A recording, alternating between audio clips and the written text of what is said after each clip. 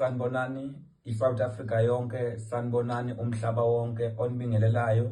Ubaba uMhlanga umthakathi wendaba indoda edabuka endaweni yaseshayishayi la ngibuya khona eMozambique, engisebenza ngamakhambi wesintu. Ngilapha abantu, ngisiza abantu abanezifo, ngisiza abantu abaney'nkinga zamabhizinisi, ngisiza abantu abaney'nkinga zemali, ngichekela futhi abantu ezintweni zempilo. Kunabantu asebahamba abathandazi, bahamba iy'nyanga, bahamba izinto zesinto zangalunga. Mina engubaba uMhlanga ngiyabuya namhlanje ngizosibuyisela emasikweni obaba omkhulu, ngoba ngihlala ngisho ukuthi umuntu angathi mehambile wayoshayeka emuva waze ethi ubunyanga bukho akabuye. La ngizobabonisa umsebenzi wami la engisebenza ngawo. Mina abantu abaningi bayazi la ekhaya ukuthi ngiyindoda esebenza kakhulu ngezinto zesibindi. Makumele umuntu ngimthwalisa ngiyakwenza, makumele umuntu ngimphakamisela inhlanhla ngiyakwenza, makumele umuntu ngimvulela into yamandla ukuthi asebenze ngiyakwenza, makumele umuntu futhi asuse isitha sakhe ngiyakwenza, makumele umuntu futhi ngimqinisa ngiyakwenza.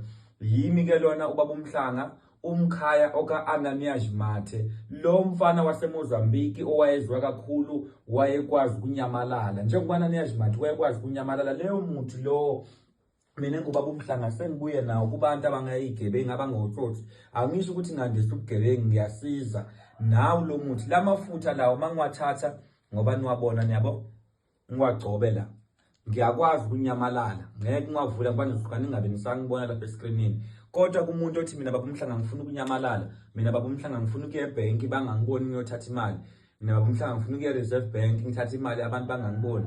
La ekhaya umuntu ngiyamnyamalalisa. Umuntu ethi mina isitha sami futhi siyangihlupha, la ekhaya umuntu ngiyamsusa. Umuntu othi mina baba uMhlanga ngifuna ukube nemali, ngifuna ukuceba nje ngifane nawe, ngigqoke kahle nami ngibuke kubanye abantu, ngiphathe izinto ezinhle, la ekhaya ngiyamgeza umuntu, la ekhaya ngiyamlapha umuntu, la ekhaya ngiyamthwalisa umuntu, la ekhaya ngiyamuphakamisa umuntu. Ngoba nibona nje iy'gubhu zikhona kobaba omkhulu emakhehleni ondaba okhabako. Iy'gubhu lezi zokusiza abantu abanamabhizinisi, iy'gubhu zokusiza abantu. Bese abantu futhi baqaphela kulezi zinto zama-TikTok. Mina angisebenzeli kuma-TikTok, kuma-TikTok ngisuka nginishayele umlayezo ukuthi ngisiza abantu. Umuntu ongifunayo, inamba ithi 063 802 4862, 063 802 4862. Ngisebenza ngabantu, ngiyathwalisa, ngiyelapha, ngiyaphakamisa, ngivula inhlanhla, ngumthandazi futhi. Abantu futhi abangotsotsi abafuna ukungenela amabhoni ukuthi banyamalale, ngiyabanyamalalisa futhi. Ngayi lento mangayigcoba nje manje nganyamalala la.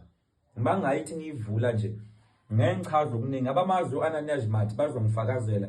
Ngibuya endaweni kanye naye eSikhumbane la esuka khona. Umuntu wayemfundisa lela uhlanga leliya umkhulu wami ozala umama, uyena owamfaka lelo hlanga lokunyamalala. Nali sengilithole esigodlweni sobaba omkhulu. Kuwe nje uthi mina ngifuna ukunyamalala, mina ngifuna ukuthi abantu bangangiboni ngisitheka, ngifonele enambeni kathi 063 802 4862.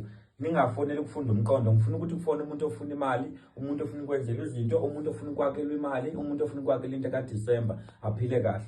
Thokozani ngani zami, amakhosana busisi.